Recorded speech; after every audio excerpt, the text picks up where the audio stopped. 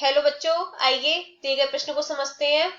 यदि a बराबर 5 तो ज्ञात कीजिए power of power of power of a, यानी कि a का घात समुच्चय का घात समुच्चय का घात समुच्चय।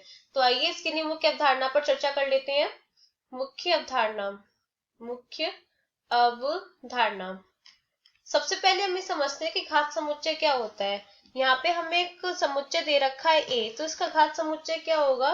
समुच्चय a के सभी उप समुच्चयों के समुच्चय को समुच्चय a का घात समुच्चय कहा जाता है। तो इसे हम एक बार उदाहरण से देख लेते हैं अच्छी तरह से। तो क्या हो जाएगा, यहाँ पे हम एक उदाहरण ले लेते हैं। उदाहरण जैसे कि हमने यहाँ पे एक समुच्चय b बराबर ले लिया, हमने यहाँ पे b बराबर ले लिया 1,2। हमने एक समुच्चय ले लिया जिसमें दो अवयव हैं 1 और 2। तो हमें इसका घात समुच्चय लिखना है। तो घात समुच्चय को किस प्रकार से प्रदर्शित करते हैं, p कोष्टक में b। इस प्रकार हम घात समुच्चय को प्रदर्शित करते हैं। इसका मतलब ये है कि b का घात समुच्चय। तो इसका क्या उप समुच्चय कितने बनेंगे। अब इसके उप समुच्चय कितने बनेंगे ये हम कैसे पता लगाएंगे। ये हम 2 की पावर 2 की घात n द्वारा पता लगाएंगे। यहाँ पे n क्या होता है, n होता है अवयव।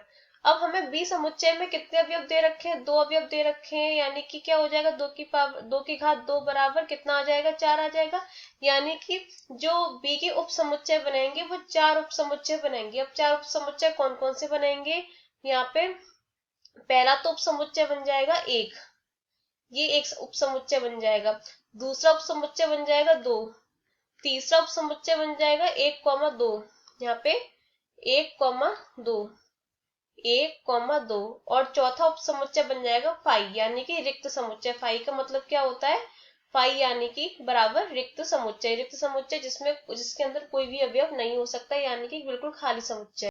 और 5 सब में उभयनिष्ठ समुच्चय होता है। तो यहाँ पे क्या हो जाएगा, चौथा समुच्चय 5, यानी कि इसके कितने उप समुच्चय बन गए, 4 उप समुच्चय बन गए। तो यानी कि ये b का घात समुच्चय हो जाएगा। अब हमें प्रश्न में क्या दे रखा है, हमें a बराबर दे रखा है 5, यानी कि रिक्त समुच्चय दे रखा है।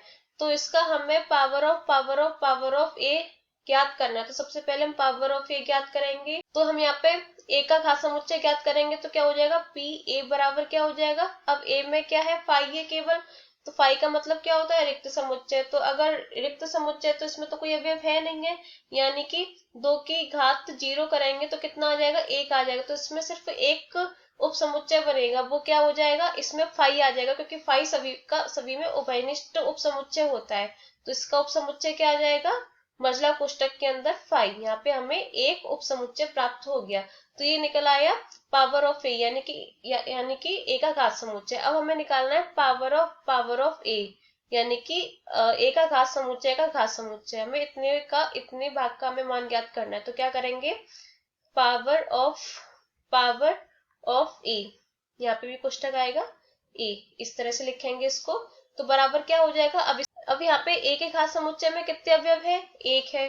तो यहाँ पे 2 की घात 1 क्या हो जाएगा, 2 की घात 1 बराबर हो जाएगा 2। तो यहाँ पे इसके कितने उप समुच्चय बनेंगे, 2 उप समुच्चय बनेंगे। कौन कौन से बनेंगे, पहला तो यहाँ पे 5 बन जाएगा, ये जो यहाँ पे दे रखा है ये वाला बन जाएगा जो पावर ऑफ a का है। और दूसरा यहाँ पे जो उभयनिष्ठ आएगा कौन सा आता है, 5, यानी कि रिक्त समुच्चय, वो दूसरा हो जाएगा। ये हो गया पावर ऑफ a। अब हम इस पूरे भाग का मान ज्ञात करेंगे। क्या करेंगे, पावर ऑफ ए क्या हो जाएगा, इस प्रकार से लिख देते हैं, बराबर।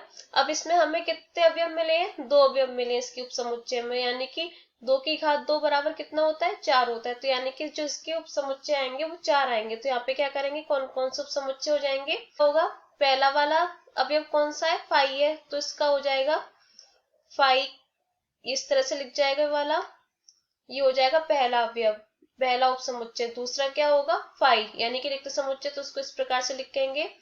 तीसरा हो जाएगा मझला कोष्टक के अंदर 5, मझला कोष्टक के अंदर 5, यानी कि रिक्त समुच्चय। और चौथा कौन सा हो जाएगा, 5, जो सब में उभयनिष्ठ होता है। तो ये हमारा आ गया पावर ऑफ ए, ये हमारा मान आ गया है। तो यही हमारा उत्तर है। आशा करते हैं कि आपको ये प्रश्न समझ में आया होगा। धन्यवाद।